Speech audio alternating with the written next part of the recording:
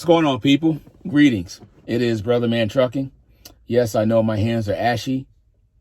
There's no need to put that down in the comments. I already know. Thank you. What I want to talk about today is I'm sitting here doing my paperwork.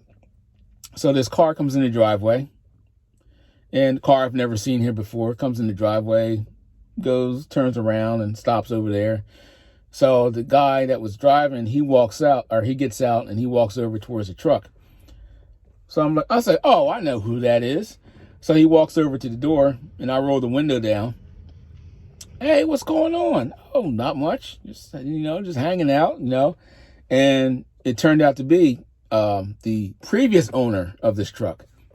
So he said he was just stopping through, haven't seen me in a while, and he's making sure the truck is still good, and, just have a little small talk. So, yeah, that was good. He asked me how the engine was. And the engine, let me tell you about the engine. As in one of the previous videos, it's a 3406B Caterpillar. They call it a 4.25 mechanical engine. And when I bought the truck, or initially financed the truck, he had just had a rebuild done on the engine. Well, I shouldn't say just had it done. He said it was about 50,000 miles on the engine. So the engine was practically brand new. So leading up to there, let me tell you, now somebody asked me, how did I get started? What steps do I need to do? And so on and so forth. Now, this is where you get your pen and paper out. Then I'll get back onto the story. So in the previous video, when I said I left the company I was working for and I went and bought a truck. Now, even before I bought the truck, I didn't even know what truck I was going to buy. But what I had done is I had filed my paperwork for my company, my corporate papers. I had my EIN. I had a business bank account. And I already had a company lined up who I was going to lease onto. And I also had a mechanic shop lined up. Excuse me. So I had everything lined up even before I bought the truck. Excuse me. So that's you put your pen and paper away now. So that's the steps that I did. Now, how did I get the truck? Now, this is unheard of. People say, oh, you can't do that. Listen. So after doing all the filings and stuff like that, now I'm looking for the equipment, the tool, the truck. So at this mechanic shop, I was stopping in, wearing them out. I would say once every 2 weeks, maybe 2-3 weeks. I would stop in asking if anybody was selling any trucks, and not the $50,000, $40,000, $50,000, $60,000 trucks. No, I was looking for something a little bit cheaper. So I'm stopping, nope, nothing, nope, you can try this number, so on and so forth. Nothing. That one time I stopped in, hey, this person just left here. He's selling this truck. There's this flyer over on the bulletin board. You can take his number down or, take the flyer or whatever. So I made contact with the person. Hey, I'm interested in the truck. Can I come see it? Blah, blah, blah. Yeah, come on over. So I went over, looked at the truck. So it's a truck, and he wanted $11,000 for the truck. So I said, okay. Now, let me slow down here. He wanted $11,000 for the truck. Now, he doesn't know me.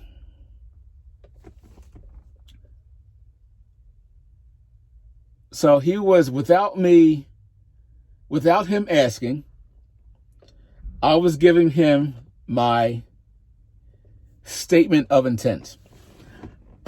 I'm looking for the truck. This looks like it will fit my needs. I don't remember exactly what I said, but this is, some dialogue that you can probably take notes from. Yeah, I'm looking for a truck. This truck looks like it fits my needs. I'll be parking over at such and such. I already talked to those guys. I'm going to be working for XYZ company. I already have a lease pretty much in hand. I just need to get the equipment. A couple other things. I don't remember exactly how it went. So he didn't have to ask me any questions. Excuse me. So that was a statement of intent, and that's exactly what it sounds. Statement of intent. This is my intentions. I'm not some bum off the streets. I kind of have an idea what I'm talking about, So get back to the story. So he says he wants $11,000 for the truck. And I said, okay. I said, will you take payments? He says, yeah, I'll take payments. How much are you putting down? I said, I can give you $5,000 down. And he said, I'm trying to remember how it went. I'll give you $5,000 down, and he said, okay, you just pay me until, instead of it being $11,000, I'm going to charge you $12,000, just for the headache of him basically being the bank. I said, okay, that's fine. He says, there's no time limit to pay me off. Just pay me off, and everything will be good. Okay. Now, you have to be careful with this. This was just a handshake deal.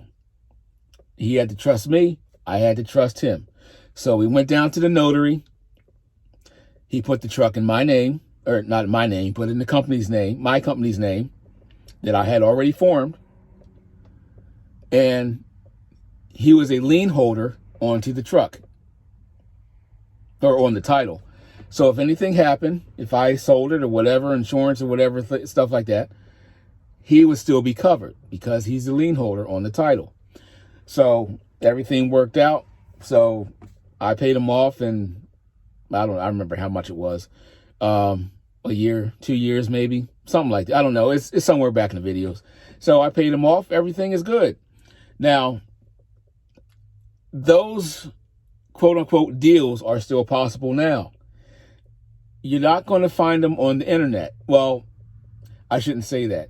They're very difficult to find them on the internet. You basically have to, talk to the older people that's getting out of business. So, older people getting out of business, owner operators that are done, especially now. Fuel's $4 and just about $4.50 in Pennsylvania. You may find $4.19 or something like that, or whatever. These guys like, man, I am not paying that for fuel. No, I'm done. Okay, that's when you want to sell your truck? Man, F that truck, and how much you want for it? Now, this is how this stuff goes. So that's how I got the truck. That's the story with the truck. Now, we're going to switch gears here. Now, the same way that I bought this truck on owner financing is, remember in the video, in the video where I had my suit and tie on, where I went to the meeting with the suit and tie guys. This is the same stuff they were talking about, except on a Donald Trump level. I'll say it like that, because mostly everybody knows who Donald Trump is. And the same thing that I just did with this truck, they do it on the Donald Trump level to a greater extent with non-recourse financing. Yes, non-recourse financing, buying businesses and stuff. So I was like, that's why I'm like, what? Wait a minute. Yeah. So that, but I'm not going to get into all that. I'm just, leaving like little nuggets here. It might try to help somebody. But I got to help myself first before, you present the information to somebody else. But same principles. And where I learned the not no money down thing, the owner finance thing, was listen to the real estate guys. Lease purchase, we'll make payments. We'll take over your payments and stuff like that. It happens in every single industry, from little deals to 6-7 figure and more deals like that, from what I've seen, from what I've heard from people that actually done it. So that's all for this one. Maybe I'll see you on the next one.